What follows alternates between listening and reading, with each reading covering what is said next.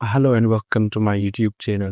आज इंशाल्लाह बात करेंगे प्रीवियसली लेक्चर के ऊपर, प्रीवियसली ट्यूटोरियल वीडियो के ऊपर, जो कि हमारी थी ड्रॉप शिपिंग के हवाले से।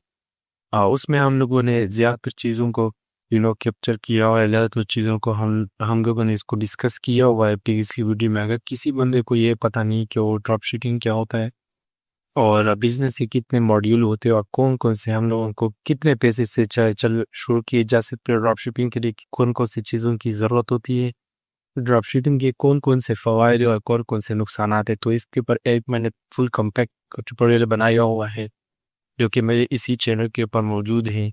जो नए लोग हैं उनके लिए मैं ये रिकमेंड करूँगा कि वो पहले जाके इसी ट्यूटोरियल को देखें और बाद में फिर इस पार्ट पे आए तो आपको इंशाल्लाह समझ आए।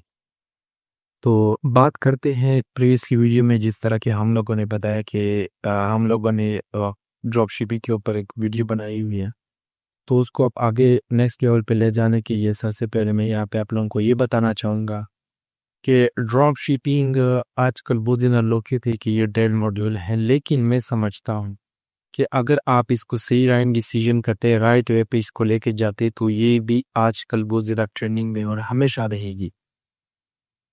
क्योंकि हमेशा से बिजनेस एक ऐसे धंधे ऐसे काम करने का नाम है कि जिसमें आप लोग अपने ज़हन से कर जितने आप स्मार्ट होगे, स्मार्ट थिंकर होगे, तो क्विक एक्शन करने वाले होगे, क्विक पीकर होगे। आप एक दो बंदे वो बिजनेस करे, उनकी खामियों को छोड़कर आप उसके जो पॉजिटिव चीज़ें उसको आगे लेवल पे लेके जाते, तो आप एक अच्छे बिजनेसमैन बन सकते हो। और ख़ासकर ई कॉमर्स के फील्ड में ये आप लोगों को बहुत ज़्यादा ज़रूरत होगी चीज़ों की। एज ई कॉमर्स बिजनेस में अगर आप लोग आना चाहते हैं या अगर आप लोग कर रहे हैं, तो आप लोगों ने हमेशा बहुत सारे लोगों से सुना होगा कि avoid the things which previously done by some people. So आप लोगों ने हमेशा इस चीज़ को लेट आउट करना है, मेक आउट करना है और इसको सर्कल आउट करना है कि ये चीज़ें मैंने नहीं कर दी और जो नई चीज़ें इसमें आ रही है उसको मैंने करना है। उसको अब ये आपके ऊपर डिपेंड करता है कि आप कितनी जल्दी इसी ऑप्शन को, इस पॉजिटिव ऑप्शन को, इस पॉजिटिव वर्ड को आप अडॉप्ट कर लेते हैं और आप एक दो तीन स्टेप दूसरे लोगों से आगे निकल जाते हैं इससे फील्ड में।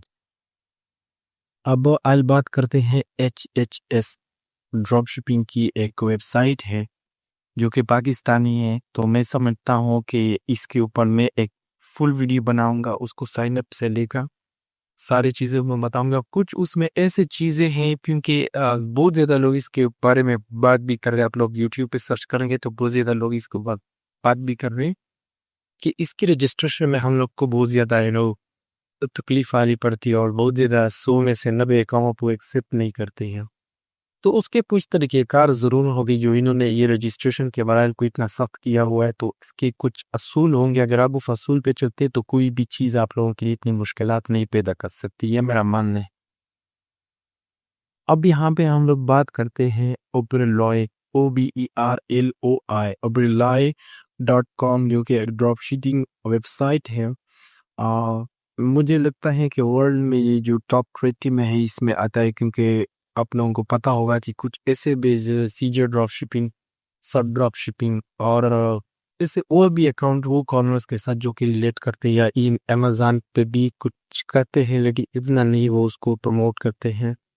शॉपिफ़ाई के साथ वो बहुत अच्छी तरीके से काम करते हैं और आप लोग दराज के साथ भी अटैच कर सकते हैं, अली एक्सप्रेस से सामान उठा सकते हैं या टीमों से उठा सकते हैं। आज की मेरी जो टॉपिक है वो है oberloy.com के ऊपर। तो उसके मैं कुछ फीचर आप लोगों को जल्दी जल्दी बता दूंगा, क्योंकि वीडियो भी लगी हो रही है जो कि मकसद की चीज़ है उसके ऊपर चला आएगी, लेकिन कुछ तफसीलात आप लोगों को इंफॉर्मेशन देना ज़रूरी होता है। फिर बहुत से लोग ये कहते हैं कि आप लोग को समझ नहीं आ रही, तो इसकी ये है कि ये इसके ऊपर I think 20,000 plus verified products है, जो कि विनिंग प्रोडक्ट जिसको हम लोग कह सकते हैं, जो कि आपकी एक कैरियर को खासा धक्का लगाकर आगे एक जगह पे पहुंचा सकती है। और इसके ऊपर I think 5,000 plus verified sellers है। वेरीफाइड हाँ, आप लोगों को सेलर्स, ऐसे सेलर जो आप लोगों को अपना प्रोवाइड करते हैं और आप दूसरे वेबसाइट, ई कॉमर्स वेबसाइट के ऊपर इसको पब्लिश करके इसे अर्निंग कर सकते हो और इसको बेच सकते हैं। और इसकी मैं जो एक स्पेशलिटी ये भी है कि इसकी डिलीवरी बहुत ज़्यादा फास्ट है, और जितने भी अकाउंट टॉप की जो वेबसाइट है उसके से आप लोग इसको कंपेयर कर सकते हैं, जो कि नीचे तक के जो जितने भी वेबसाइट है सो उससे यहाँ पे बहुत ज़्यादा आप लोगों को रिलैक्सेशन मिलेगी। और इसमें यह है कि आप लोगों को जो डिलीवरी टाइम है वो बहुत ज़्यादा कम हो के 5 to 7 डेज में मिनिमम आप लोगों की प्रोडक्ट आपकी कस्टमर तक पहुंच सकती है। फ्रेंडली माहौल है के साथ, सेलर फ्रेंडली है। अगर आप इसके साथ नेगोशिएट करते तो आप लोग को बेनिफिट बहुत ज़्यादा अच्छे तरीके से दे सकते हैं। इनके कुछ गोल होंगे जो आप लोगों ने पूरे करने, आई थिंक मंथली इन्वेस्टमेंट में 200 to 500 तक इनके प्रोडक्ट्स की एक लिमिट होती है। अगर आप लोग उसको हिट करते हैं तो आप लोगों को और भी ज़्यादा के बेनिफिट मिल सकते हैं। वो उनके साथ आप ये बैठ के वो आप लोगों को अच्छी तरीके से समझ आए। Welcome to desktop screen. आज की इस वीडियो के अंदर जिस तरह के आपको आइडिया हो चुका है कि एचएससी ड्रॉपशिपिंग का अकाउंट क्रिएट करने जा रहे हैं, तो सबसे पहले मैंने अपना एचएससी का अकाउंट ओपन कर लिया आपके सामने, जो कि आप स्क्रीन के ऊपर देख सकते हैं। इसको ओपन करने की ये रीज़न है कि आपको चेक करवाना कि जो आपको गाइड कर रहा है क्या खुद का उसका एचएससी का अकाउंट अप्रूव है, या फिर सिर्फ और सिर्फ वो सिंपल आपको वीडियो बनाने के चक्कर में है। तो यहाँ पर देखें कि मेरा एचएससी का अकाउंट अप्रूव है, ये बिल्कुल फ्रेश अकाउंट है, न्यू अकाउंट मैंने क्रिएट किया है। इसके ऊपर कोई अभी तक ऑर्डर भी नहीं लगा, क्योंकि ये मैंने ट्राई किया है और मेरा अकाउंट जो है ना अप्रूव हो गया। इसके बाद जो स्टेप्स हैं जो आपको बताने वाला हूँ इस वीडियो के अंदर, और लास्ट के अंदर, इस वीडियो के लास्ट में भी हो सकता है और इस वीडियो के मिड में भी हो सकता है, आपके लिए कुछ स्पेशल है जिससे आपके अकाउंट अप्रूव होने के 99% चांसेस हो जाएंगे कि आपका एचएससी का अकाउंट अप्रूव हो जाएगा। कंप्लीट स्ट्रेटजी तो आपको बताने वाला हूं, लेकिन कुछ आपके लिए न्यू रखा है और कुछ आपके लिए कह लें कि ज़बरदस्त चीज़ होने वाली है। तो यहाँ पर सबसे पहली जो चीज़ है ना वो ये है कि एचएससी का अकाउंट इस टाइम पाकिस्तान के अंदर क्यों अप्रूव नहीं हो रहा। उसकी रीज़न क्या है, मैं चले आपको लेके जाता हूँ एचएससी के अंदर। यहाँ पर एचएससी आप लिखेंगे ना, एचएससी के लॉगिन रजिस्टर पेज में आप आ जाएंगे, एंड जैसे आप रजिस्टर पेज में आते हैं तो आपके सामने यहाँ पर कुछ इस तरह का इंटरफेस आ जाता है। तो यहाँ पर सबसे पहले है इनका फॉर्म आ जाता है, जिसके अंदर आपने करना क्या होता है कि अपना नेम देना है, ईमेल एड्रेस आपने वो देना है जो कि आपके पास अवेलेबल हो आपके मोबाइल फ़ोन के ऊपर। सही है, क्योंकि अगर आप कोई फेक देते हैं या कोई भी आप टेम्प्रोरी किसी भी साइट से उठाकर देते हैं तो ये आपका अकाउंट अप्रूव नहीं करेंगे। इसके बाद आपने पासवर्ड देना है, पासवर्ड आप कोई भी सेट कर सकते हैं। इसके बाद आपने कंफर्म पासवर्ड देना है, और उसके बाद आपने अपना व्हाट्सएप नंबर जो आपके पास एक्टिव होता है वो आप दे दें। और ये क्या होता है कि सम टाइम वो आपसे कोई भी इशू आता है तो व्हाट्सएप के थ्रू कांटेक्ट कर सकते हैं, या मतलब कि उनकी अपनी एक कह लें कि ये पॉलिसी है व्हाट्सएप देना। और उसके बाद यहाँ पर सेकेंडली चीज आ जाती है इनके 3 मेन क्वेश्चन। अब यहाँ पर जो 3 मेन क्वेश्चन है ना, यहाँ पर आकर लोग फंस जाते हैं और करते क्या है कि इनको यहाँ पर देख सकते हैं कि इन्होंने कहा भी हुआ है avoid copy paste and AI answer. ना तो आप किसी का क्वेश्चन का आंसर कॉपी कर सकते हैं, फॉर एग्जाम्पल मैं ही आपको गाइड कर रहा हूं, मैं इस गाइड करने के दौरान आपको कहता हूं कि ये वाला क्वेश्चन मैंने उसका ये वाला आंसर दे दिया है, तो आप क्या करोगे, वीडियो पॉज करोगे और दरमियान में से देखोगे क्या क्या दिया हुआ है क्वेश्चंस के आंसर ने। तो आप अगर वैसे same as it is copy paste करते हो तो ये आपके अकाउंट को अप्रूव नहीं करेंगे और फिर कहते हैं कि जी हमारा अकाउंट रिजेक्ट हो गया। इसके बाद अब लोग क्या करते हैं कि खुद की मेंटल लेवल नहीं इस्तेमाल करते, खुद का जो है ना वो क्वेश्चंस नहीं लिखते, एआई की हेल्प ले लेते हैं, फॉर एग्जांपल चैट जीपीटी की हेल्प ले ली। तो फिर भाई कैसे आपका अकाउंट अप्रूव होगा जब आप एआई से ले रहे हो या कॉपी पेस्ट कर रहे हो। वो आपसे जेन्युइन चीज़ें यहाँ से मांग रहे हैं कि आपको कोई पता है, अलिबे आती है इसकी, कि वैसे मुंह उठाकर यहाँ पर आ गए हो और हमारा भी टाइम ज़ाया करोगे, हमारे भी पैसे ज़ाया करोगे और खुद के भी टाइम और पैसे ज़ाया करोगे। तो इसलिए आपने यहाँ पर जो है ना क्वेश्चंस के आंसर बिल्कुल एक्यूरेट देने होते हैं, वो भी मैं आपको गाइड करता हूँ क्या क्या देने हैं। इसके बाद आ जाता है सीएनएसी। सीएनएसी आपने अपना खुद का देना है, अगर आपका खुद का बना हुआ है तो आपने अपना खुद का ही देना है, और सीएनएसी वो देना है जो आप यहाँ पर नेम दे रहे हैं, योर नेम और आपका सीएनएसी का नेम मैच होना चाहिए। ये चीज़ आपने देख लेनी। करते क्या है कि सीएनएसी अपना नेम अपना दे दिया, सीएनएसी अपने बड़े भाई का दे दिया, फादर का दे दिया, सिस्टर का दे दिया, मतलब कि सोन। तो इस तरह नहीं आपने करना, सेम आपकी चीज़ें मैच करती हों। उसके बाद सीएनएसी की फ्रंट इमेज जो कि आपके पास मोबाइल फ़ोन के अंदर स्कैन के अंदर होनी चाहिए, क्लियर होनी चाहिए। सीएनएसी की बैक इमेज आपके पास होनी चाहिए। और इसके बाद बैंक नेम। अब बैंक के अंदर पाकिस्तान के जितने भी बैंक्स हैं ना यहाँ पर अवेलेबल हैं, लाइक दैट कि अगर आप यूबीएल कहते हैं तो यहाँ पर यूबीएल भी आ जाएगा। और ये देख सकते हैं यूनाइटेड बैंक लिमिटेड। आप यहाँ पर अपना बैंक सेलेक्ट करेंगे। उसके बाद अकाउंट ओनर नेम। अब यहाँ पर ये नहीं है कि आपका अकाउंट का ओनर का नेम वही होना चाहिए जिसका आपने ऊपर यहाँ पर सीएनएसी दिया है या नेम दिया है। अगर तो आप वो देते हैं तो फिर तो दी बेस्ट है। अगर आपके पास वो नहीं है तो देन आप यहाँ पर कोई और भी मतलब कि अपने फादर वगैरह का भी सेट कर सकते हैं। अच्छा, इसके अंदर है ना इजी पैसा जैज़ कैश का हम देख लेते हैं है कि नहीं, क्योंकि मैंने ट्राई नहीं किया। इजी पैसा है लेकिन उसकी लिमिट है कि आप 5000 तक ही ले सकते हैं। तो इसलिए इजी पैसा अगर आप स्टार्टिंग के अंदर रखना चाहते हैं वो रख सकते हैं, बट मेरी रिकमेंडेशन ये है कि अगर आपके पास नहीं है कोई भी बैंक अकाउंट तो देन आप रख लें। अगर आपके पास साडा पे है वो आप सेलेक्ट कर सकते हैं, या डायरेक्ट आप अपना बैंक ही सिलेक्ट करें, ठीक है। जिस तरह के मैंने यूनाइटेड बैंक सिलेक्ट कर लिया। इसके बाद अकाउंट ओनर नेम के अंदर जो जिसके नेम के ऊपर अकाउंट है वो आपने नेम देना है। Account number IBAN। अच्छा, एक अकेला अकाउंट नंबर होता है, एक होता है IBAN 14 डिजिट्स का होता है, वो आपने देख लेना है। वो आपको आपके बैंक अकाउंट की ऐप जो होती है उससे भी मिल जाएगा, जो आपके पास चेक होती है चेकबुक उसके ऊपर भी मिल जाएगा। वो स्टार्ट होता है PK से, मतलब उसके अंदर इंग्लिश डिजिट्स भी होते हैं, इंग्लिश वर्ड्स भी होते हैं और डिजिट्स भी होते हैं। तो ये आपने देख लें। और नीचे देखें इनकी पॉलिसीज आ जाती हैं कि वेलकम टू HSC, और ये आपने तमाम चीज़ें रीड कर लेनी है। वो हर चीज़ आपको गाइड करते हैं। ये देख सकते हैं काफ़ी लंबी लिस्ट है, तकरीबन कितने पॉइंट्स हैं जी, 27 पॉइंट्स के अंदर ये आपको आपसे कहते हैं कि भाई ये हमारी पॉलिसीज हैं जिनको आप रीड करें। क्योंकि भाई जो HSC है ना ये एक रियल और ऑथेंटिक बिजनेस है और इसके पास बहुत ज़्यादा प्रोडक्ट्स हैं। जिस तरह के ये देख सकते हैं कि इसके पास हर आने वाली नई प्रोडक्ट इनके पास होती है और इनके पास बहुत ज़्यादा सप्लायर्स हैं जो कि काम कर रहे हैं। अच्छा, यहाँ पर अब मैं आपको बताता हूँ कि मेन मुद्दे पे आते हैं, जो असल बात है हमारी, ये क्वेश्चंस के आंसर। अब सबसे पहला क्वेश्चन है इनका कि in shipping and delivery process what are the roles of a drop shipper, courier company and HSC drop shipping to achieve higher delivery rate. अब इनका क्वेश्चन समझिएगा। अच्छा, एक और चीज बता दूं कि इनका आए दिन जो है ना क्वेश्चंस चेंज होते रहते हैं। मतलब पहले इनके क्वेश्चंस कुछ और थे और अब क्वेश्चंस इनके चेंज हो गए हैं। अब यहाँ पर इन्होंने ये पूछ रहे हैं आपसे, वो इसलिए पूछ रहे हैं कि आपको भाई नॉलेज है चीज़ों का या नहीं। उन्होंने कहा है कि शिपिंग और डिलीवरी प्रोसेस के अंदर जो है ना ड्रॉप शिपर, कोरियर कंपनी या HSC के ड्रॉप शिपिंग है, ये किस तरह से इनका क्या रोल है ऐसा है कि क्या कर सकते हैं कि हायर डिलीवरी रेशो ले सकते हैं, मतलब कि ज़्यादा से ज़्यादा डिलीवरीज हों और उसके बाद आपके ऑर्डर्स कैंसिल होने की रेशो कम हो जाए और डिलीवरी जो है ना वो ज़्यादा से ज़्यादा आपकी एक्यूरेट हो। अब इसका क्वेश्चन आप क्या दे सकते हैं? आप सर्च करेंगे, गूगल करेंगे? नहीं, आप वो चीज़ें नहीं ले सकते क्योंकि आपने खुद का यहाँ पर आंसर देना है। इसके बाद है सेकेंडली, मैं आपको इनके क्वेश्चंस के आंसर भी बताता हूं लेकिन आपने कॉपी पेस्ट नहीं करना, आपको मैं बताता हूं कि करना आपने क्या।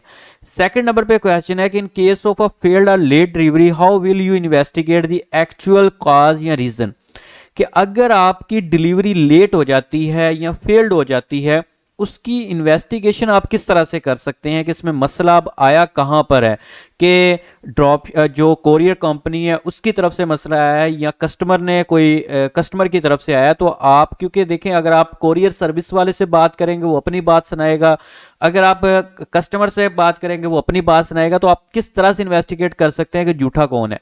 इसकी भी मैं आपको रीजन बताता हूँ।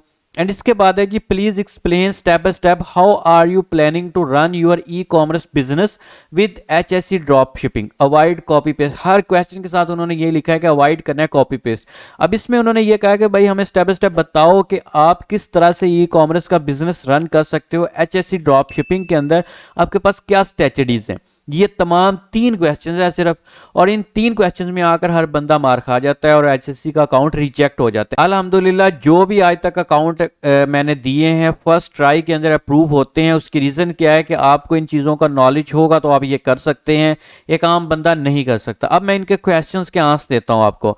अब देखें कि यहाँ पर सबसे पहले है कि in shipping and delivery process what are the roles of a drop shipper, courier company and SSC drop shipping to achieve higher delivery ratio. ये हमारा फर्स्ट वाला क्वेश्चन जो है ना, इसका मैं अब आपको आंसर देने लगा हूँ। यहाँ पर मैंने पॉइंट्स लिखे हुए हैं, देखें इन पॉइंट्स को आपने फॉलो करना है, आपने अपना आंसर खुद लिखना है। अब यहाँ पर यह भी नहीं है कि आप इंग्लिश के अंदर लिखें, आप इसके अंदर उर्दू में भी लिख सकते हैं, मतलब कि आपने लिखना टाइप इंग्लिश में करना है, लेकिन आपने क्या करना है कि उसको उर्दू में आप लिख सकते हैं कि मैं ये बिजनेस ये कुछ इस तरह से, ठीक है, ये वाली आप उर्दू यूज कर सकते हैं इसके अंदर। आपको जरूरी नहीं है कि इंग्लिश आती हो फिर ही आप ये कर सकते हैं। अच्छा, इसमें इसका क्वेश्चन का आंसर ये है कि आपने सबसे पहले इनको कहना है कि फॉलो इसमें करनी चाहिए ड्रॉप शिपिंग की पॉलिसीज, ठीक है। आप जिस पर्ची ड्रॉप शिपिंग कर रहे हैं प्लेटफॉर्म, उसकी ड्रॉप शिपिंग की शिपिंग जो पॉलिसीज है ना, उसको फुलफिल करना चाहिए। फॉर एग्जाम्पल उनकी ये होती है डिलीवरी, हर किसी के डिलीवरी टाइम होता है, हर किसी के पास जो है ना, उन्होंने कहा होता है कि स्टॉक देखना होता है कि अगर आपके पास स्टॉक है या नहीं है, मतलब ये चीज़ें आपने पॉलिसीज के अंदर देखनी होती है। तो ये इसका आपने लिख देना है, मेंशन कर देना है। सेकंड नंबर पे आ जाता है कि in HSC drop shipping done order before 10 AM for better delivery, क्योंकि उन्होंने देखे एचएससी का अंदर जिक्र किया ना कि एचएससी की ड्रॉप शिपिंग के अंदर आप किस तरह से डिलीवरी रेशो इंक्रीज कर सकते हैं। उसके लिए आप ये कह सकते हैं कि डिलीवरी जो एचएससी कहता है ना, वो कहता है कि 10 बजे से पहले पहले आप अपना ऑर्डर उस दिन का डन कर दें ताकि आपकी डिलीवरी रेशो बढ़ सके, मतलब कि आपकी डिलीवरी टाइम से जा सके। तो जब आपका टाइम डिलीवरी बढ़ेगा तो आपका कस्टमर को उतनी जल्दी प्रोडक्ट रिसीव होगी और आपका जो कस्टमर है वो आपसे सेटिस्फाई होगा, उस प्रोडक्ट को लेगा। अगर आप अपनी डिलीवरी लेट करवा देते हैं, कस्टमर आपके माइंड चेंज हो सकता है और वो डिलीवरी कैंसिल कर सकता है, ऑर्डर कैंसिल कर सकता है। इसलिए जब आपने ये काम करना है ना, तो सबसे पहले आपने ये वाली चीज़ जो है ना मेंशन कर देनी है, जिस तरह के मैंने आपको बताया, इसको आप अपनी वर्डिंग के अंदर चेंज करके इनको बता सकते हैं।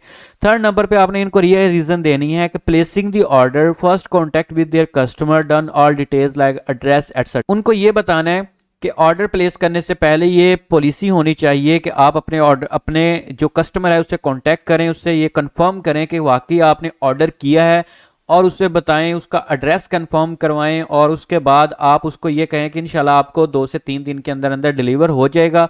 आपको राइडर कॉल करेगा, आपने उस कॉल को जो है ना पिक कर लेना है और आपको आपके एड्रेस के ऊपर डिलीवर हो जाएगा। तो आपने अब ये ऑर्डर जो है ना डन कर दिया है, यहाँ से हमारा डिलीवर हो चुका है। मतलब कि इस तरह की चीज़ें जो है ना आपने इनको भी बतानी है और आपने यहाँ पर ये लिख देना है कि ऑर्डर डिलीवर करने से पहले सबसे पहले कस्टमर से बात की जाती है, कांटेक्ट किया जाता है, उसे एड्रेस वगैरह हर चीज़ कंफर्म की जाती है, फिर जो है ना किसी भी ड्रॉप शिपिंग प्लेटफॉर्म के ऊपर ऑर्डर डन किया जाता है या खुद का ऑर्डर प्लेस किया जाता है कोरियर सर्विस को। ये आपने तीसरी रीजन बतानी है। फोर्थ नंबर पे आपने ये बताना है कि in case of on delivery, मतलब कि अगर आप खुद डिलीवरी करवा रहे हैं, मतलब कि आपका खुद का बिजनेस है, ई कॉमर्स का है, mention customer all details clearly means name, complete address and in address bold city and area and phone number. मतलब कि अगर आप खुद डिलीवरी करवा रहे हैं तो जो डिलीवरी की आप पैकिंग कर रहे हैं ना, पैकिंग के ऊपर आपने कस्टमर का नेम बिल्कुल क्लियर होना चाहिए, उसका एड्रेस क्लियर होना चाहिए, उसकी सिटी को आपने बोल्ड कर देना है और एरिया और फोन नंबर को भी आपने बोल्ड कर देना है, ताकि जो कोरियर सर्विस वाला है उसके सामने से वो चीज़ गुजरे, उसको अंदाज़ा हो जाए कि ये सिटी की है, यहाँ पर बजवानी है, और इसको वो क्योंकि नज़र में सबसे पहले चीज़ आ जाती है जो कि बोल्ड की होती है। तो ये 4 पॉइंट्स में आपने पहले क्वेश्चन का आंसर कर देना है। दूसरा क्वेश्चन ये है कि in case of failed or late delivery, मतलब कि अगर आपकी डिलीवरी फेल्ड हो जाती है या फिर लेट हो जाती है तो उसमें आप किस तरह से इन्वेस्टिगेशन कर सकते हैं। उसमें उन्होंने कहा आपने सिर्फ 2 स्टेप्स के अंदर आंसर कर देना है कि in case of failed delivery first of all contact with courier service and then contact customer. ठीक है, इसके अंदर आपने क्वेश्चन कुछ यूं देना है कि अगर हमारी डिलीवरी फेल्ड होती है तो हम सबसे पहले कोरियर सर्विस से बात करेंगे कि हमारी प्रोडक्ट क्यों लेट हुई है, वो हमें रीज़न देंगे कि कस्टमर अवेलेबल नहीं था, कस्टमर का एड्रेस एक्यूरेट नहीं था। तो आप उससे हम ये भी बात करेंगे कोरियर सर्विस से कि मैंने सबसे पहले कस्टमर से उसका एड्रेस भी कंफर्म किया है और उसके बाद मैंने जो है ना उस कस्टमर को खुद कॉल करके पूछा है, वो अवेलेबल था, तो आप इसको जो है ना सेटिस्फाई करें, झूठ बोल रहे हैं। इसके बाद आपने कस्टमर से बात करनी है। कस्टमर से भी बात करके ये पूछ सकते हैं कि कस्टमर आप क्यों अवेलेबल नहीं थे, आपने क्यों जो है ना पार्सल नहीं पिक किया था, क्या आपके पास डिलीवरी वाला आया भी या फिर नहीं आया। आजकल ये भी बहुत चल रहा है ना कि सिंपल होता है क्या है कि कोरियर सर्विस वाले जाते नहीं है, सिर्फ ये होता है कि कस्टमर के पास गए नहीं, थोड़ा सा दूर है तो यहाँ पर आकर पार्सल के ऊपर लिख दिया कि वो अवेलेबल नहीं था कस्टमर, या उसने लेने से इनकार कर दिया और हमें जो है ना डिलीवरी फेल्ड कर दी।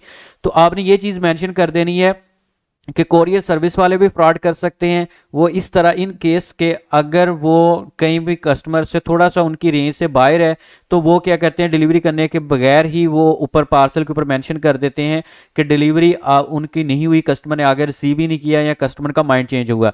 लेकिन हम कस्टमर से भी कांटेक्ट करेंगे, कस्टमर से कांटेक्ट करके कस्टमर से कंफर्म करेंगे क्या वाकई आपके पास राइडर आया या आपने वो पार्सल क्यों नहीं लिया, उसकी रीज़न लेंगे। देन जो है ना हमें पता चलेगा कि ये डिलीवरी क्यों फेल्ड हुई है। ठीक है, ये आपने आंसर फेल्ड का दे देना है। इसके बाद लेट डिलीवरी का भी सेम यही प्रोसीजर होता है कि लेट डिलीवरी के अंदर भी आपने कस्टमर से बात करनी होती है, कोरियर सर्विस से बात करनी होती है कि पार्सल हमारा क्यों लेट हुआ है। सबसे पहले तो कोरियर सर्विस वाले से बात करनी होती है कि हमारा पार्सल लेट क्यों हुआ है।